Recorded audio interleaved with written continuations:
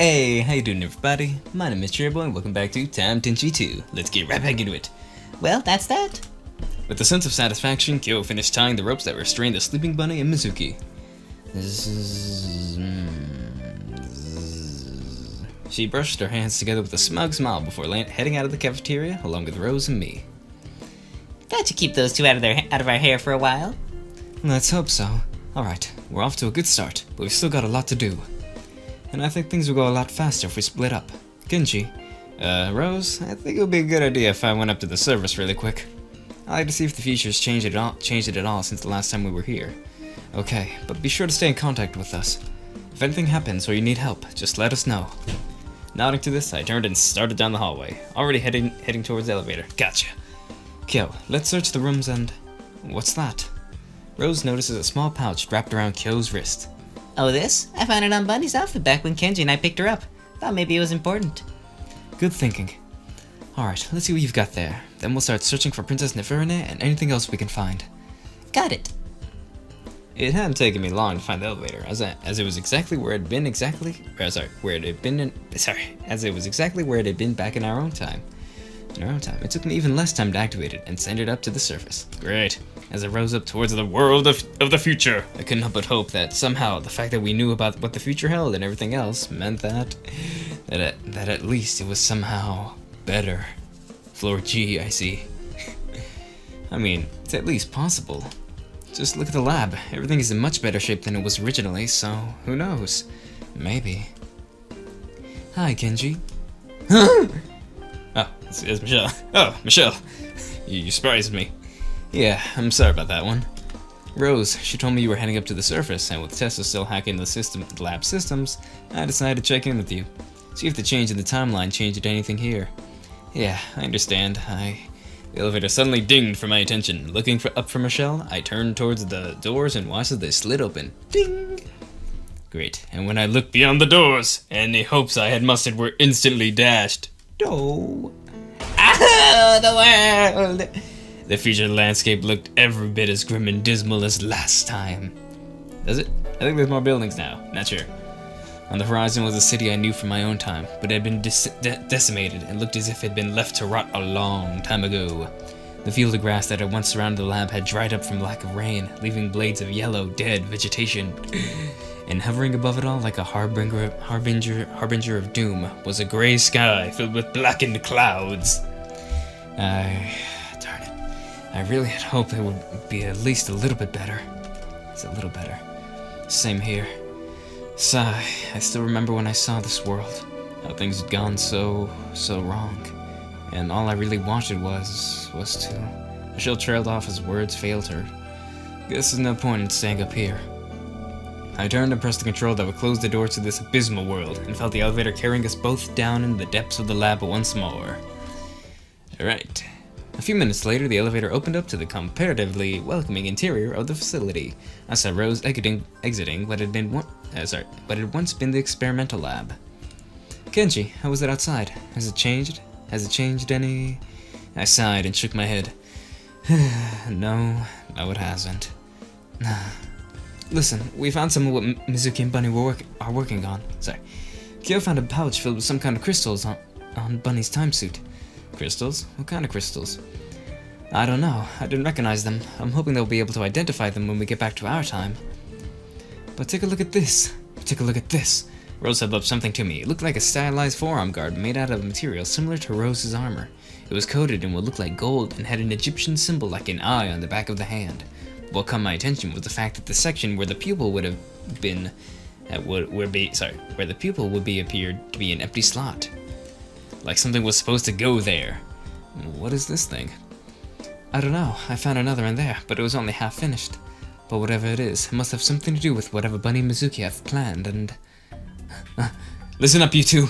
Rose and I looked at the projection of Michelle hovering over my wrist. I just heard from Kyo and she's found our missing Egyptian woman. Huh? Where is she?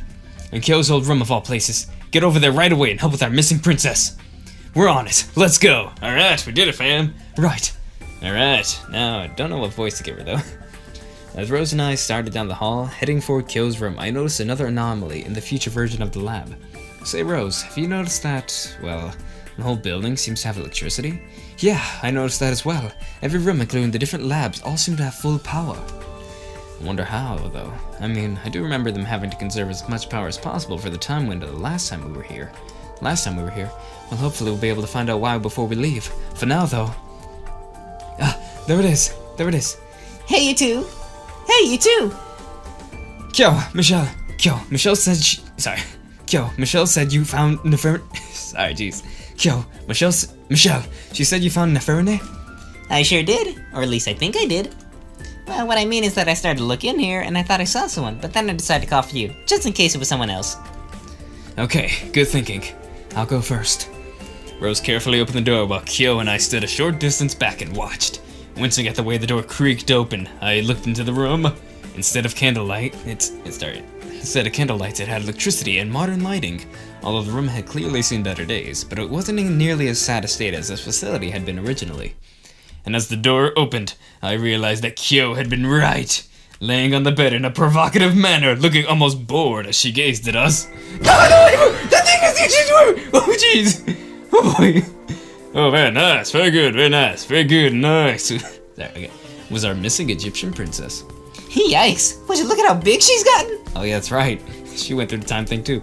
Despite the fact that Rose was groaning at the envy in Kyo's words, I had to admit that there was a considerable truth to them. Neferu-re's chest was swollen and huge, and his breasts looked like about the size of a beach ball. I was sure I could hear her clothes begging for mercy as we looked at the massive mounds that the Egyptian girl was practically using as pillows. She must have been here for days. How are we even going to fit her through the time window? We'll have to squeeze her through. Squeeze. Yeah. Well, if all else fails, we can always use our weapons to send her back. I mean, it's not ideal, I know, but it should work. Good point. I'd rather not have to do that, but... Sigh, let's get this done. That said, Rose entered the room with the rest of us a short distance behind. Princess Neferu-re, I presume? Neferu-re just continued to lay there, narrowing her eyes at us. Whisper, Rose? She's from ancient Egypt. There's no way she knows how to speak English. I know that, Kyo. Then how are we gonna convince her to come with us? Hey, wait a minute. Rose, that thing you found. Yes, what about it? Well, it looks like Neferu-re is wearing one as well. Huh? Rose and I focused on the Egyptian woman's left arm. Sure enough, she was wearing a forearm guard, not unlike the one that the English girl had showed me earlier. Rose frowned as she held up the forearm guard she had found, and then looked from it to Neferu-re and back again. Neferu-re. No way, it's Re, not Ne. I'm messing up, sorry. Why, you're right, Kenji. She... Huh? No. Okay, no, okay. What's with the language she's speaking? I don't know what voice to give her. She's Egyptian, so, like... Hold on, let me go look up an Egyptian word. Okay, so I just found out that not Egyptian, it's Arabic. They speak Arabic. Okay, so, like... I'm so sorry if I offended anyone. I did not mean to. Like, honestly, I have a better idea. Squiggly line hashtag an unfamiliar voice spoke a series of words that I couldn't make sense of. I looked around and saw Neferu-re sliding off of her bed and marching towards us with a look of annoyance, with as much grace as she could while carrying such an enormous bust. Oh, there she is. What are you? Okay, better stop. I'm so sorry, everybody. Like, I don't know. And once again speaking what I assumed was her native language, Neferu-re held out her hand to Rose in a demanding manner. You want Rose's thing? But you've already got one of your own. Neferu-re didn't say anything. She just gestured again for Rose to hand over the object she held. Maybe she doesn't realize that we're here to rescue her? Or could it be that she doesn't realize that she even needs to be rescued? Huh? What do you mean, Michelle? That Neferu-re thinks that she's dead? That this is the Egyptian afterlife? Remember, she's from a far more primitive society than our own. How is she going to interpret things like time travel or technology? Then how are we supposed to get her back to the time window room? Bonk her head up. Then how are we supposed to get her back to the time window room? Bonk her over the head and kidnap her? I'd rather not use force here. Remember, she's a victim, not an enemy. Besides, if she really does want this item, then that might be all we need to get her where we want her to go. Sorry. So, princess, you want this thing? Rose held the forearm guard towards Neferu-re, who moved to take it. But before the Egyptian could take hold of the guard, Rose snatched it out of her reach and backed out of the door. Then come and get it! Rose then started walking down the hallway, holding the form guard high above her head. Neferu-re scowled and made an impatient sound before following, her voluptuous curves bouncing impulsively as she strode forward with as much grace and dignity as she could muster. As Kyo and I watched Neferu-re striding after Rose, the Japanese girl sighed. Yep, she's a princess, alright. At least she's going where we need her to go. Come on. Yeah. It wasn't long before we reached the time window room, where we saw the elegant knight still holding the guard, and the princess still glaring her displeasure. Well, looks like we found a missing Egyptian princess. Did you find anything else interesting? Yeah, you could say that. I quickly filled Tessa in on what we had found, including the fact that the future was still like it had been before, and that the entire complex seemed to have full power. What about you? Any luck? I've been sending every file I could back home, but the encryption on this stuff is ridiculous. Even after we get back, it's gonna take a while to decrypt it all. However, I did find the reason why this place has power now, and you're not gonna like it. What do you mean? I was studying the lab schematics, trying to trace the flow of power to its source. But then I realized that the time window itself was powering this place. The whole thing! What? But that's not possible. I know, it didn't make any sense. So I decided to check the time window sensors, see if I could pinpoint the source of the energy, and I found it. Look, you guys, there's no easy way for me to say this, so I'm just gonna show you. Show us? Show us what? This. Tessa tapped a few more controls on her portable computer, and suddenly an image appeared on one of the large monitors on the wall. Oh no, is it Michelle? No, it's time window. An image that left us all dumbstruck. It was an image of the vortex of color and light that existed between times, the tunnel that the time window sent us through. And in the center of that image was a massively distorted figure of a woman. It was Michelle! No! Michelle! Wait, what? But that's me! Gasp. No way! Tessa nodded somberly. All I could do was stand there and take in the image. The thing is, sorry. The future version of Michelle was dramatically transformed from the one I knew. Although her face remained much the same, her body seemed distorted, with much of it too large in comparison to her head. Oh no! Michelle! You're too thick! Sorry. And her breasts were so large in proportion to the rest of her that it was completely absurd. What is this? What happened? Best guess, the same thing that happens to us, only a couple centuries worth of it. And it's not just her boobs that have grown, she's been inside of whatever outside of time-space thing she's been in for so long that it's affected her entire body. What do you mean? Just how much larger has she become? Well, let me put it to you this way. If we were to somehow stick her in orbit around the planet, anybody who saw her from Earth would probably ask, "Hey, where did those 2 extra moons come from? And why is there a giant naked woman behind them?"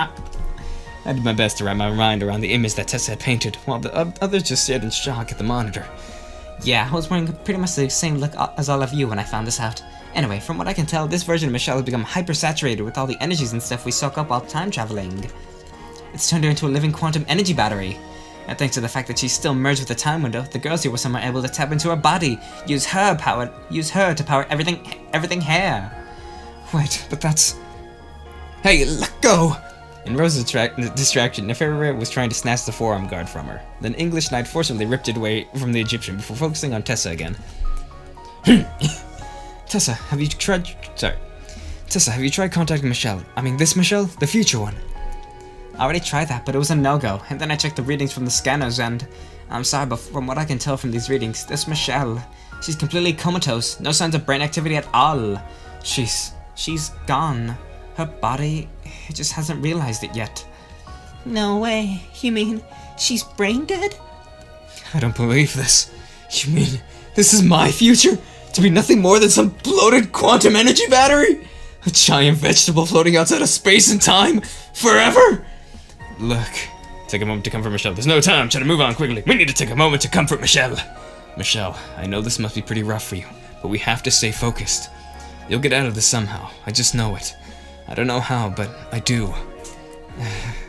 Michelle didn't say anything in reply, but I knew by the tiny smile she managed that my words had helped her in some way. Tessa, how much longer do you need to copy the rest of the files to our computer? Almost done as it is. It's decrypting the things that's gonna be a pain right where I sit. Right where I sit. Then we better get out of here. Rose, Kyo, we need to... Hold up, sorry. Let me just check the... wait, how do I check stuff again? Oh yeah, that's right. I knew the time smile. Sorry. It's just decrypting the things that's gonna be a pain right where I sit. Sorry. Okay, sorry. Rose, Kyo. Rose, Kyo, we need to... Huh? Oh, yes, of course. Didn't miss anything, right? No. Sorry. We'll figure this all out later. Tessa, activate the time window. We need to get neferu-re back to where she belongs, and then... Hey, what is she doing? I was already at the end of my rope and not in the mood for any more rude surprises. I looked over and saw Tessa marching towards neferu-re, who was holding... What is that? Tessa growled and snatched the disc-shaped device from neferu-re's hand. It's nothing! Pausing just long enough to stick the device against a console, Tessa then went back to the computer. Now let's get a move on. I just need a few seconds to fire up the time window and... Tessa, what's going on here? What is... Hey, there's another of those things! As Kyo pointed off to the side, we also saw another disc near the base of the time window, and then I spotted another, and another. It was crazy. It was like the more we saw, the more there seemed to be. And as I studied the devices, I realized they were all located in places where they would not attract attention, so that you wouldn't see them unless you were actively searching them out. Tessa, what's going on here? These devices weren't here when we arrived. You put them here? You put them here, didn't you? Rose began removing one of the many discs. Look, we don't have time for this, so just put that back and... Oh, we have time, alright. As much time as I say we have. Now tell me, what are these things, and why did you put them here? Tensai is not gonna like this one. What's going on, Tessa? What are these things? Tessa took a deep breath, looking like a cornered animal. With everything Bunny and Mizuki were doing, Tensai wanted to make sure that they couldn't do any more damage to the timeline than they already had.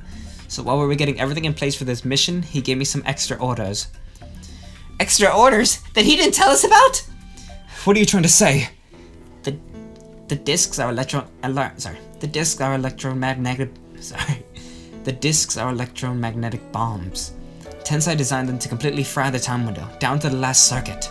He told me that he wanted to put an end to Bunny and Mizuki's time travel escapades, so he ordered me to rig this time window for demolition while you were all searching the place. They're set to a 1-minute detonation delay, and when they go off, that's it. This time window is done and done for keeps. No chance of ever being able to repair it. Just when I thought I was past being shocked, this latest revelation shocked me like nothing before. Destroy the time window? But that's Mizuki and Bunny's only chance of saving this world. Yeah, and how could Tensai do something like this? Very easily, apparently. He's always an idiot, caving into his fears instead of pushing for a better world. Considering where that attitude landed you, little Miss Moon Boobs, I'd say you're not in any position to talk. Alright, Tessa, that was over the line. Now apologize. There. That was over the line. Now apologize. Sure, I'll apologize all you want. After we get back home and blow the time window here. I don't. Why? Why did my grandfather do this? Keep this all a secret. Because he was worried that if you knew we'd wind up wasting our time with the same sort of stupid argument that we're having right now, and he didn't want that. Especially since we didn't know when our chance to put our own plan into action would come, if ever. So we put it together with me, with instructions that I was supposed to keep it all a secret. Bottom line, this is our best chance to shut them down. And if we don't take out their time window, all we'll have to do is stall them if they decide to go back to what they're doing. All we'll have done is stall them if they decide to go back to doing what they have been doing before. Okay, sorry, that wasn't right. And if we don't take out their time window, all we've done is stall them if they decide to go back to doing what they've been doing before. I realize that, Tessa, but destroying their time window isn't the only option. We can't ignore this world, because one day, this world will be our world. Before the change in time, we have been working on an arrangement with Bunny and Mizuki. To find some way for our two groups to work together the way we were going to before, so we can save the future without having a repeat of what's happened to Michelle. And now that we're here in this time, I've decided that that's precisely what we're going to do. Rose turned towards me. Kenji, take Princess Neferu-re back to ancient Egypt. Since the time window doesn't affect you, you can handle multiple trips better than we can. The rest of us will stay here and wait for Bunny and Mizuki to wake up. Once they do, we'll try and work something out and... I cannot allow that. Oh no, it's a Tensai! I'm guessing. I cannot allow that. The sheer authority in this new unfamiliar voice stunned me and everyone else present. It was a strong voice, disciplined and cultured, also with a measure of haughty arrogance, and for a while I couldn't figure out where it had come from, until I and the others slowly turned around. Oh no, it's her. And saw Princess Neferu-re standing a short distance away. A smug, condescending smile was on her face, and all its Tessa's magnetic bombs were piled up near her feet. The silence was so thick that you could cut it with a knife, like her thickness. It can't be. Huh? Impossible. How are you? What you can speak English? Okay, now this is where... okay, hold up. Now I gotta think of a voice. Alright, Indeed I can, and far better than you can, apparently. No, I don't know. It's too much, Rose. Okay, I'll think about it. But thank you so much for watching, everybody. This is where I'll leave it for today. Thank you so much for watching, everybody. That's all the time I got anyway. So that's all the time I got anyway for this one. Thank you so much for watching, everybody. If you enjoyed this, please leave a like below. If there's any other games you'd like me to play, please comment down below as well. If you like this, would like to see more, please hit that subscribe button and the notification bells. That would be epically appreciated of you. Also, you just want to talk, please comment down below as well. If you like this, would like to see more. Oh wait, I already said that. That would be epically appreciated of you. Sorry. And as always, my name is CherryBoy. My goal in life is to make you smile. And as always, I will see you in the next video. Bye. See ya.